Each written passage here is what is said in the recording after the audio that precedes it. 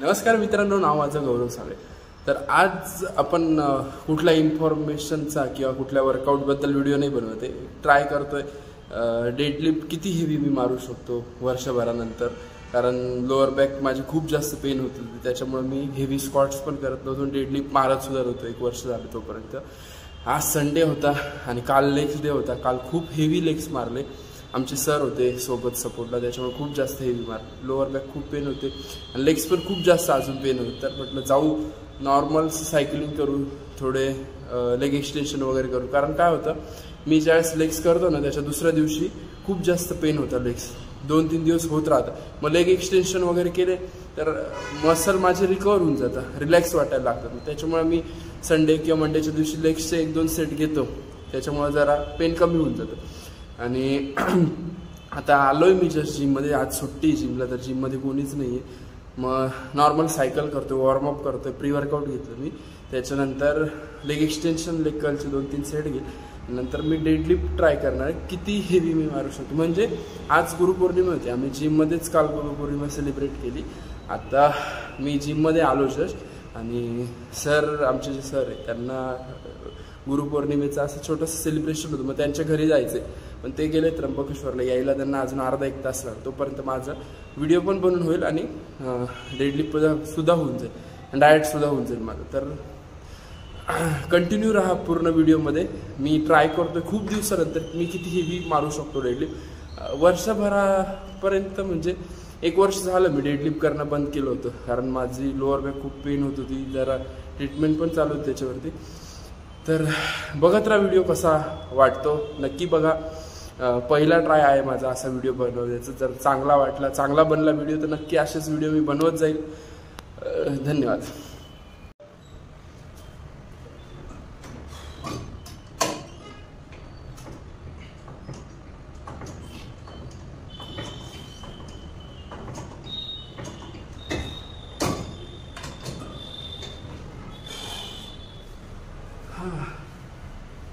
मी ना लेग एक्सटेन्शनचे आता 2-3 सेट घेतले, आता लेग कर्ल करणार आहे।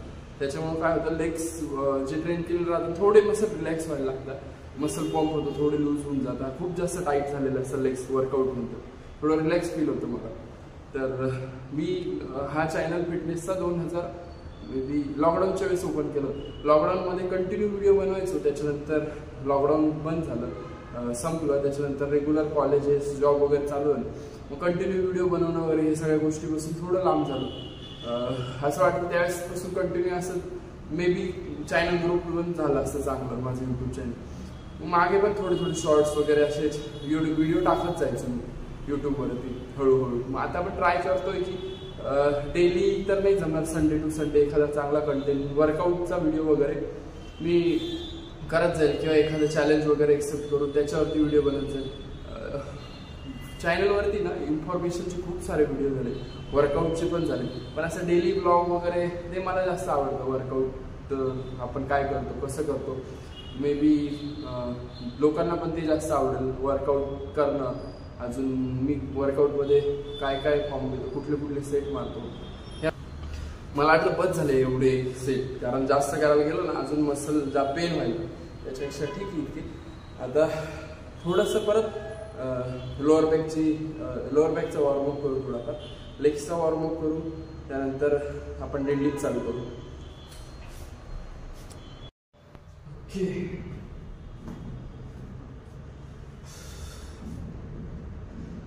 माईक नाही लावला मी, त्याच्यामुळे मे बी आवाज चांगला येणार नाही। शूज पण नव्हते डेडलिफ्टसाठी ना, शूज यूज केले, थोडंसं सपोर्ट भेटतो त्याच्यामुळे। तर मी वेट लावल्या दोन्हीसाठी, एक साईडनी 15 किलोची प्लेट आहे, म्हणजे टोटल हे वेट झालं 30 किलो। रॉडचं पण वेट 20-22 किलो आहे, पण मी रॉडचा कधीच वेट धरलेला नाही। तर मग 30 किलोपासून आपण स्टार्ट करतोय, बघू मॅक्झिमम किती पुश करू शकतो। मला आठवतं मी 200 किलोपर्यंत डेडलिफ्ट करायचो आधी, मग आता लेट्स सी पुन्हा ठीक आहे, काय प्रॉब्लेम।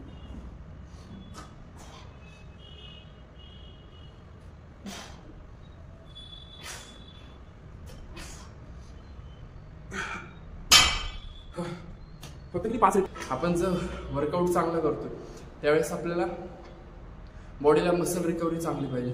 आता माझा जॉब पण आहे, परत जिममध्ये पण मी जॉब करतो, त्यात वर्कआउट पण, सगळ्या गोष्टी मॅनेज करायला थोडंसं अवघड जातं, पण मी करतो, माझे 100% देतो. मेन इम्पॉर्टंट म्हणजे थोडं रिलॅक्स पाहिजे आपण, फोकस त्याच्यामुळे वर्कआउटवरती चांगला लागतो आपला. मग बाकीच्या गोष्टींपासून थोडं म्हणजे घरातल्या काही गोष्टी असतील, आपल्या जॉबवरच्या असतील, त्या सगळ्या सोडून, कुठलं टेन्शन असेल, ह्या सगळ्या गोष्टी सोडून आपल्याला वर्कआउटवर फोकस करायला लागतो, तेव्हा आपण आपल्या गोलपर्यंत पोहोचू शकतो. आधी करायचो मी, पण मग घरामध्ये आता सध्या लग्न वगैरे होतं त्याच्यामुळे धावपळ खूप होते, मग व्यवस्थित मसल रिकव्हरी नव्हती, रेस्ट मिळत नव्हती, डाएट तर होतच नव्हतं माझं. गेल्या वर्षभरापासून माझा डाएट असं प्रॉपर डाएट करणं बंद होतं. मी प्री वर्कआउट आणि पोस्ट वर्कआउट मील घ्यायचं, प्रोटीन वगैरे सुद्धा बंद होतं. आता 1 ते 2 महिने झाला परत चालू केलं, त्याच्यासोबत व्हिडिओ पण चालू केले. आता पुढचं वेट आपण लावणार आहे, हे 30 किलो आहे, याच्यात 10-10ची प्लेट ऍड करू, म्हणजे ती 50 किलो होतील.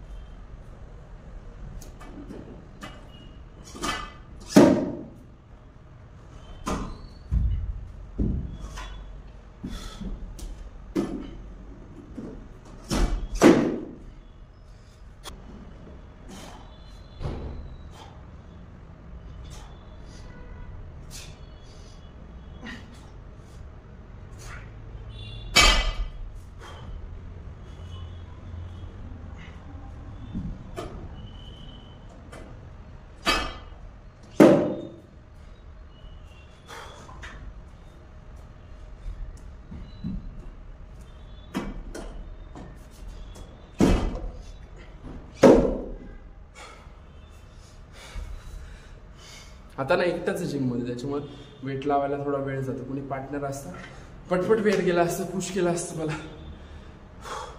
50 किलोवरती रिपिटेशन 5 मारलं. आता अजून 25 ऍड केले, म्हणजे टोटल किलो 100 किलो जातो. 50 किलो खूप इझिली मारलं. ओके, आता हे आहे 100 किलो. हो, किती जातं? 5, मॅक्झिमम 5 ट्राय करतो मी.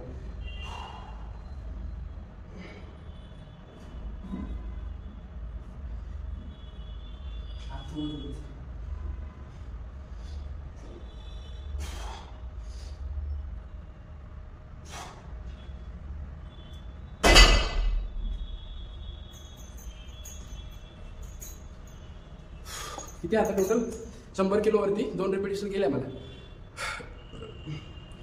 आधी तर इझी उचलून घ्यायचं, आता थोडासा सपोर्ट लागतोय. आता इथून वाढवत जाऊ आपण हळूहळू. 10 बेल्टचा पण वापर करतो, म्हणजे लोअर बॅक जास्त पेन होणार नाही मला. एकदा का खूप जास्त पेन व्हायला लागली लोअर बॅक, उठायला पण प्रॉब्लेम होतो. त्यापेक्षा सेफ्टी बेल्ट यूज केलेला कधी पण बेस्ट असणार.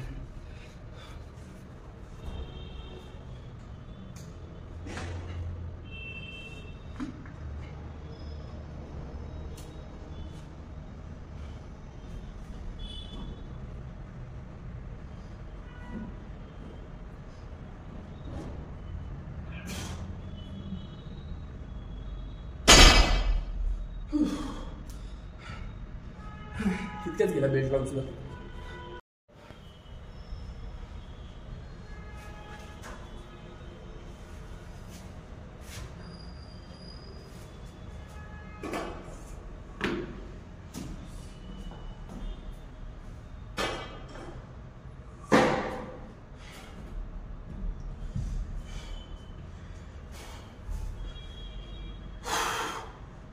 आता टोटल 120 किलो वेट आहे. 100 किलोवरती पहिले 2 रिपिटेशन घेतलं, परत एकदा मारलं, एकच गेली. ट्राय करू 120 वरती 2 तरी गेल्या पाहिजे आणि स्टॉप करून टाकू. कारण जास्तच इगो लिफ्टिंग करायला लागलो ना, मसल इंजुरी होऊ शकते. त्याच्यापेक्षा हळूहळू जाऊ. प्रत्येक संडे ट्राय करू. संडे टू संडे हा व्हिडिओ बनवत जाईल. मॅक्झिमम किती मी पुश करतो, कारण आता गेनिंग सीझन चालू, गेनिंग करतो मी, त्यामुळे कार्ब्स लोडिंग खूप असते. हेवी वेट मारायला काही वाटत नाही इतकं. आणि डेडलिफ्ट कसं आहे ना, आपण डेडलिफ्ट जर केलं लोअर बॅक स्ट्रॉंग होते, त्यासोबत आपण इतर जे मसल ट्रेन करतो ते मसलचा वर्कआउट करताना हेवी वेट उचलायला आपल्याला सपोर्ट मिळतो. कारण लोअर बॅक आपल्या बॉडीचा सगळ्यात इम्पॉर्टंट भाग आहे. तो जर स्ट्रॉंग असला तर आपण हेवी वेट उचलू शकतो. कारण प्रत्येक मसल ट्रेन करताना आपण आपल्या लोअर बॅकचा वापर होतो. समजा आपण चेस्ट करतोय, बायसेप्स करतोय, हेवी वेट उचलतो, लोअर बॅकवर लोड येणार आहे. लेग्स मध्ये तर येतोच, शोल्डर झालं, फक्त ट्रायसेप्स करताना किंवा चेस्ट करताना लोअर बॅक इतकी इन्व्हॉल्व्ह होत नाही जितकी की शोल्डर करताना, बायसेप्स करताना, लेग्स करताना. त्याच्यामुळे आपली लोअर बॅक कधी पण स्ट्रॉंग असली पाहिजे, जेणेकरून आपण हेवी वर्कआउट करू शकतो बाकी मसल्स सुद्धा. आणि त्यासोबत लेग वर्कआउट सुद्धा आपण हेवी केलं पाहिजे. प्रत्येकाने जे जिमला जाणारे मुलं आहे त्यांनी आपल्या वर्कआउट शेड्यूलमध्ये आपल्याला वेळ जरी मिळत नसला, काही जण एक सिंगल मसल ट्रेन करत असले ना, डबल मसल ट्रेनिंग केली ना लेग्सची, खूप फायदा होणार. कारण आपण लेग्स वर्कआउट केला तर सगळ्यात इम्पॉर्टंट म्हणजे टेस्टोस्टेरॉन, मेल हार्मोन, तो बूस्ट व्हायला मदत होणार आहे. त्याचसोबत हेवी वर्कआउट आपण इतर मसलचा करू शकतो, आपली स्ट्रेंथ चांगली होऊन जाते आणि कॉन्फिडन्स वाढतो. ज्यावेळेस आपण हेवी स्क्वॉट्स मारतो, लेग्स चांगले दिसायला लागतात, बॉडीला टोन यायला लागतो. त्याच्यामुळे बिगिनर्स, शक्यतो जे इंटरमिडिएट आहे, खूप दिवसापासून वर्कआउट करतो, त्यांना माहिती लेग वर्कआउट केल्याने किती सपोर्ट मिळतो आपल्या बॉडीला पुश होण्यासाठी. नवीन मुलं आहे लेग इग्नोर करतात. तर माझा सगळ्यांना एक टिप्स अशी राहील की महत्त्वाचं म्हणजे तुम्ही लेग्स कधी स्किप करू नका, लेग वर्कआउटवर फोकस करा, जेणेकरून तुम्हाला त्याचा फायदा नक्कीच होणार.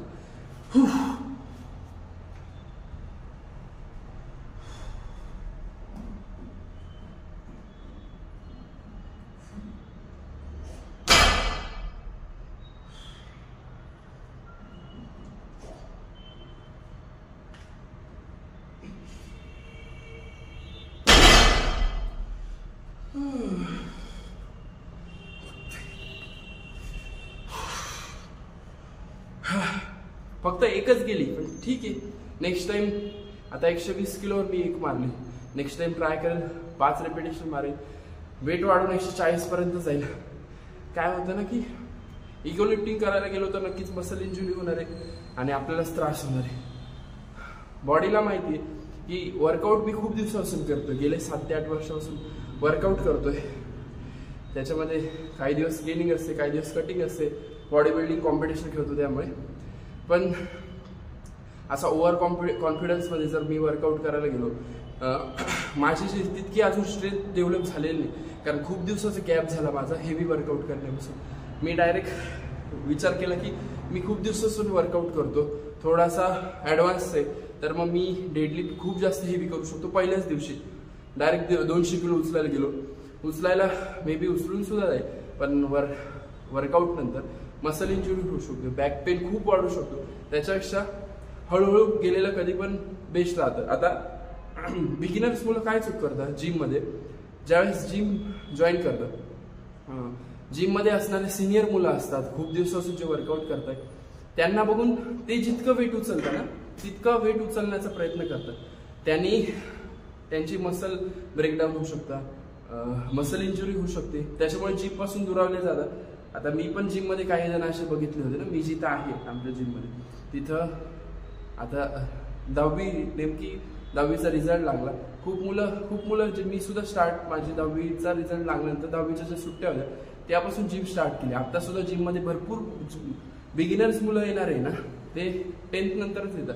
तर ते आम्ही किंवा दुसरे जिममध्ये वर्कआउट करणारे मुलं हेवी स्क्वॉट्स करतात, डेडलिफ्ट करतात, त्यांचं बघून 1 ते 2 हप्त्यामध्ये हेवी डेडलिफ्ट करायला प्रयत्न करतो. तर त्याचा पण त्यांनी 100 किलो वेट मारलं, पण फॉर्म चुकला, अजून खूप साऱ्या इंजुरी झाल्या. त्याच्यानंतर मी त्याला सांगितलं काही गोष्टी की आपण बिगिनर्स आहे, तर दुसऱ्याला बघून इगो लिफ्टिंग करायला जाऊ नये, थोडे दिवस जाऊ द्यायचे. आपण फिटनेस फील्डमध्ये असलो ना, आपल्याला, मलाच नाही तर जिममध्ये येणाऱ्या प्रत्येक जणाला ज्याला चांगली फिजिक बनवायची, आता एवढ्या दिवसापासून मी वर्कआउट करतोय, तर काही गोष्टींचा एक्सपिरियन्स आलाय. सगळ्यात महत्त्वाचं म्हणजे काय असतं की काहींना असं वाटतं ना, आपण जितका हेवी वर्कआउट करू, जितका वेळ जिममध्ये देऊ, तितकी आपली चांगली बॉडी बनणार आहे, लवकर बनणार आहे. आणि काही जणांचा असा प्रश्न असतो, जिम लावली, 1-2 महिने झाले, त्याच्यानंतर लगेच ते बोलायला लागतं की आम्हाला रिझल्ट मिळत नाही, फॅट लॉस होत नाही. तर एक जिम लावल्या 1-2 महिन्यामध्ये कधी तुम्हाला रिझल्ट लवकर मिळणार, जरा वर्षभर जाऊ द्यायचे. कारण की 1-2 महिन्यामध्ये आपल्या मसलला समजायलाच वेळ जातो की वर्कआउट कसा करायचा आहे, बॉडीला सवय व्हायला वेळ लागते, त्याच्यानंतर आपण हळूहळू डाएट चालू करतो, वर्कआउट थोडा हळूहळू वाढवायला लागतो, आपली मसल मेमरी स्ट्रॉंग व्हायला लागते, तेव्हा कुठे आपल्या बॉडीमध्ये चेंजेस व्हायला लागतात. ना की आपण पहिल्या दिवशी जिम लावली, 1 दिवस झालं लगेच आपण डाएट चालू केला एकदम प्रॉपर, मग डेली अंडे खातोय, चिकन खातोय, सॅलड खातोय, बाकी साऱ्या गोष्टी खातोय, आपल्या बॉडीला ज्या ज्या गोष्टी इम्पॉर्टंट आहेत त्याचा आपण चालू केला तर आपल्याला व्यवस्थित डायजेस्ट होणार नाही. त्यापेक्षा एक स्टेप पुढे जात, जिम जॉईन केली, थोड्या दिवसानंतर म्हणजे बिगिनर्स मुले प्री वर्कआउट आणि पोस्ट वर्कआउट, वर्कआउटच्या आधी 1 मील घ्यायचं, वर्कआउट नंतर 1 मील घ्यायचं, याच्यावर पहिले सुरुवात इथून करायची बेसिक, व्यवस्थित डायजेस्ट पण होईल त्यांचं आणि हेवी वर्कआउट करायला सुरुवात करायची, प्रयत्न करायचा हळूहळू हेवी जाईल, ना की हप्ता झाला लगेच तुम्ही 100 किलो स्क्वॉट मारायला लागले, इतक्या घाईत करायचं, हळूहळू जायचं. प्रत्येक हप्त्याला स्ट्रेंथ कशी वाढते, आता तुम्ही आज चेस्ट वर्कआउट करता, चेस्ट वर्कआउट करताना आज 10 किलोची प्लेट टाकली म्हणजे टोटल 20 किलो तुमचं वेट झालं, तुम्ही चेस्टला तितकं मारलं आणि पुढच्या हप्त्यामध्ये ज्यावेळेस तुम्ही नेक्स्ट टाइम चेस्ट मारा लगेच तुम्ही 50 किलो केलं तर तुमची मसल इंजुरी होऊ शकते, काही दुखापत होऊ शकते बॉडीला. त्याच्यापेक्षा आज तुम्ही जर 20 किलोवर मारताय, उद्या 5 किलो वाढवा, म्हणजे 25 किलोवरती तुम्ही चेस्ट स्ट्रेंथ करा, 25 किंवा 30 पर्यंत जाऊ शकता.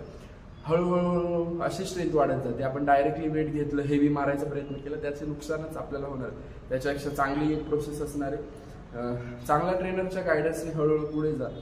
त्यासोबत जिम जर तुम्ही करताय, वर्कआउट जर करताय तुम्ही, तर त्याला महत्त्वाचं म्हणजे तुमचा एक डेली रुटीन बनवून घ्या, एक गोल फिक्स करा. एखाद्याला फॅट लॉस करायचा आहे, काही मुलांना मसल गेनिंग करायची, तर मसल गेनिंग करणं असेल तर हेवी वर्कआउट करायचा प्रयत्न करा, डेडलिफ्ट, अजून लेग्सवरती लक्ष द्या, हप्त्यात लेग स्किप करू नका. अजून तुमचा डाएट खूप मेजर करतो तुमची बॉडी चांगली बनण्यासाठी, ना की तुम्ही किती हेवी वर्कआउट करताय, जिममध्ये स्ट्रेंथ दाखवताय.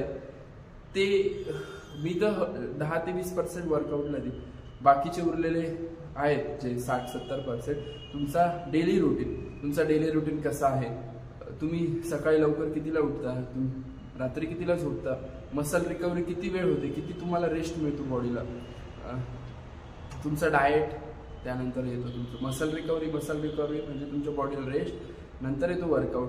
ह्या छोट्या छोट्या गोष्टी आपल्या बॉडीला सपोर्ट करतात आपली मसल बिल्डिंग होण्यासाठी, तर ह्या गोष्टीवर जास्त लक्ष दिलं पाहिजे. अजून खूप साऱ्या अशा टिप्स आहे बिगिनर मुलांसाठी खास करून मी सांगतो, कारण इंटरमिडिएट असणारे, ऍडव्हान्स मुलं असणारे त्यांच्याकडून अशा चुका सहसा होत नाही, कारण त्यांना त्यांच्या बॉडीला माहीत असतं. एक म्हणजे मसल मेमरी असते आपल्या मसलला. आता काहींना असं वाटेल की मसलला सुद्धा मेंदू असतो, पण तसं नसतं. आता एक एक्झाम्पल देतो मी तुम्हाला.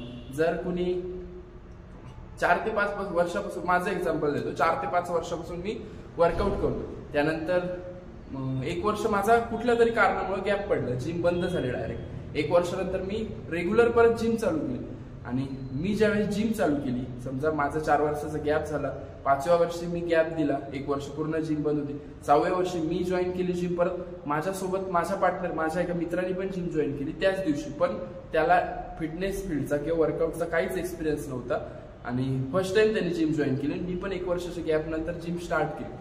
तर आमच्या दोघांमध्ये कंपॅरिझन केलं तर माझी मसल बिल्डिंग लवकर होईल. का की माझ्या मसलला माहिती वर्कआउट कसा करायचा आहे, डाएट कसा करायचा आहे, या सगळ्या गोष्टीला आपल्या मसलला सवय होतात, त्याला मसल मेमरी म्हणतात. तर हेच सांगायचं होईल की वर्कआउट सोबत तुमच्या ट्रेनरचा चांगला गायडन्स, त्याचसोबत वर्कआउटचा फॉर्म महत्वाचं. म्हणजे फक्त तुम्ही डेडलिफ्ट मारताय, मग तेवढं वेट मारायचं असं टार्गेट नका ठेवू. तुमचे मसल म्हणजे थकले नाही पाहिजे, इंजुरी झाली नाही पाहिजे, त्याच्यापेक्षा ट्रेनरचा सपोर्ट घ्या, सोबत उभं करा, व्यवस्थित फॉर्म असला पाहिजे, तुमच्या डाएटवर लक्ष दिलं पाहिजे.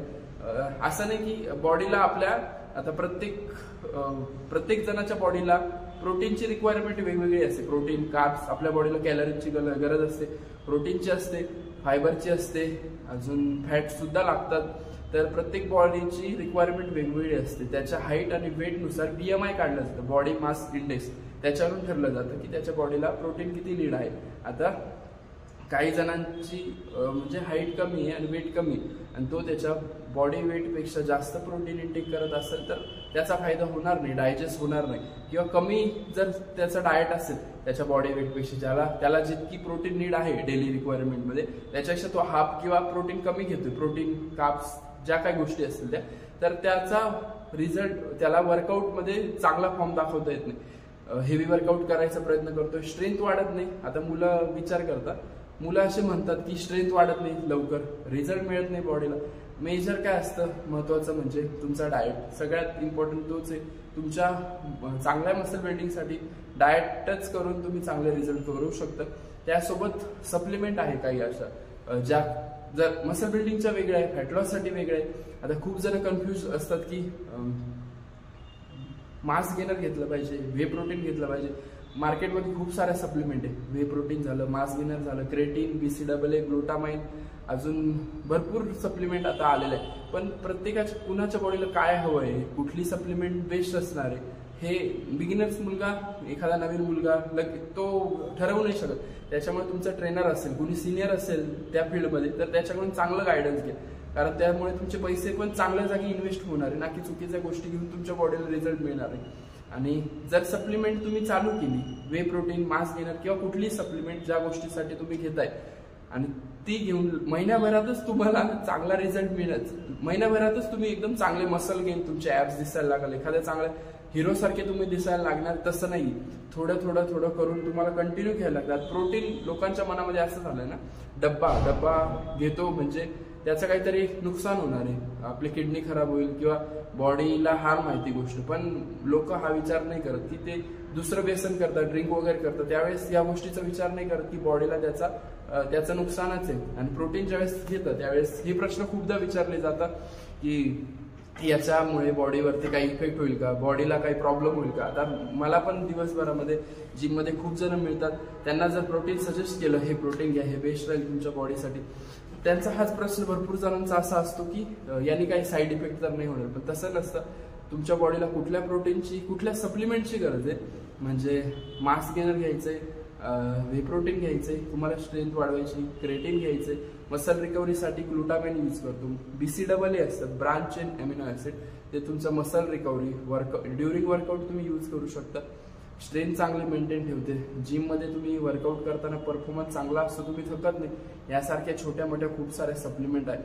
पण एक मसल बिल्डिंग करणारा मुलगा असेल त्याला खास करून व्हे प्रोटीन बेस्ट राहील. त्यासोबत क्रेटीननी कुठल्याही प्रकारचा साईड इफेक्ट होत नाही. असं मार्केटमध्ये एक अफवा आहे की लिव्हर वरती प्रॉब्लेम येतो आपल्या, तर तसं काही होत नाही. सगळ्यात सेफ आणि चांगलं सप्लिमेंट आहे बिगिनरसाठी, त्यांची स्ट्रेंथ वाढवायसाठी, मसल गेनिंगसाठी सुद्धा उपयोग होतो. आता क्रेटीननी मसल गेन कसे होतात, मुलांना वाटतं क्रेटीन घेतल्याने त्यांची साईज वाढणार आहे. तसं नसतं. क्रेटीन बॉडीमध्ये वॉटर होल्ड करतं, तुमचा वर्कआउटमध्ये परफॉर्मन्स चांगला करतो. हप्त्याभरात तुम्हाला रिझल्ट मिळायला लागतं. तुम्ही हेवी वर्कआउट करता, तुम्ही जर क्रेटीन स्टार्ट केलं, तुम्ही जितका आज वर्कआउट करताय हप्त्याभराने पण त्याच वेटवर तुम्ही वर्कआउट करताय तर तुम्हाला त्याचे रिझल्ट मिळणार नाही. तुम्ही काहीतरी सप्लिमेंट घेताय, मग तुम्हाला हेवी वर्कआउट हळूहळू स्टार्ट करायला लागेल. तुम्ही जर वेट उचललंच नाही, तुमची स्ट्रेंथ वाढणारच नाही. त्याच्यामुळे हेवी वर्कआउट हळूहळू सुरू करा, तेव्हा त्याचे रिझल्ट मिळणार आहे. आणि ज्यावेळेस तुम्ही हेवी वर्कआउट क्रेटीन घेता, हे बघा क्रेटीन चालू केलं, त्यानंतर तुमची स्ट्रेंथ वाढली, तुम्ही हेवी वर्कआउट करायला लागले. हेवी वर्कआउट करायला लागले, तुम्हाला भूक लागायला लागली. आता भूक लागते तर चांगला गोष्टी खा, प्रोटीन इंटेक वाढवा. तर तुम्ही चांगल्या गोष्टी खा, प्रोटीन घ्या, अजून अंडे, बॉइल्ड चिकन, स्प्राउट्स, पनीर. ती भूक आहे ना ती कन्वर्ट करा तुमच्या डाएटमध्ये, तुमच्या मीलमध्ये. तुम्ही स्ट्रेंथ वाढली, डाएट करायला लागले चांगला, त्याच्यामुळे मसल गेन व्हायला लागली. इथून सुरुवात होते. अशी ती सायकल आहे ना की तुम्ही क्रेटीन घेतलं आणि त्याचा लगेच तुम्हाला रिझल्ट मिळणार आहे, तुमची स्ट्रेंथ वाढणार आहे, मसल गेन होणार, असं होणार नाही. तुम्ही क्रेटीन घेताय, क्रेटीन नंतर तुमची स्ट्रेंथ वाढेल, स्ट्रेंथ वाढली, तुम्हाला भूक लागायला लागेल, तुम्ही चांगले मील घ्या, चांगला डाएट घ्या. चांगला डाएट घेतला, हेवी वर्कआउट करताय, मसल बिल्डिंगसाठी हेवी वर्कआउट खूप इम्पॉर्टंट आहे. तर मग हेवी वर्कआउट करता, मग तुमची स्ट्रेंथ वाढली, तुम्ही डाएट घेतला, त्याचा रिझल्ट तुम्हाला मिळणार आहे, तुमची मसल गेन होणार आहे. ही अशी एक पूर्ण सायकल आहे. तर एक सपोर्ट राहील की सगळ्यात इम्पॉर्टंट म्हणजे तुमचा जो ट्रेनर आहे त्याच्यावर विश्वास ठेवा आणि चांगला रिझल्ट पाहिजे असेल कुठेतरी सिनियर असेल त्या फील्डमधले, तर त्याच्याकडून काही अशा टिप्स घ्या जेणेकरून तुम्ही लवकर फिटनेस तुमच्या गोलपर्यंत पोहोचलो. ठीक आहे, आजच्या व्हिडिओमध्ये आपण इतकंच. त्यानंतर आता आज मी किती वर्कआउट केला, आज डेडलिफ्ट केलं की 120 किलो डेडलिफ्ट केलं. नेक्स्ट संडेला ट्राय करेन की 140 किलो हेवी डेडलिफ्ट गेलंच पाहिजे आणि हळूहळू स्ट्रेंथ वाढत जाईल. ठीक आहे, व्हिडिओ पूर्ण बघितला त्याबद्दल धन्यवाद. थोडासा ट्रायपॉड व्यवस्थित नव्हतं, त्याच्यामुळे थोडा अँगल चेंज झालाय. आणि व्हिडिओ जर आवडला नक्की लाईक करा, शेअर करा, सबस्क्राईब करा. असेच नवनवीन व्हिडिओ मी टाकत जाईल. फिटनेस टिप्सच्या खूप सारे व्हिडिओ टाकलेले आहे, वर्कआउटचे पण टाकलेले आहे. तुम्हाला आवडले तर नक्कीच जाऊन बघा, तुमच्या मित्रांना शेअर करा आणि भेटू नेक्स्ट संडेला. तोपर्यंत हेल्दी वर्कआउट करा, डाएट करा आणि फोकस करा. तुमचे चांगले मसल बिल्डिंग होईल आणि तुम्हाला त्याचा नक्की रिझल्ट मिळणार. धन्यवाद.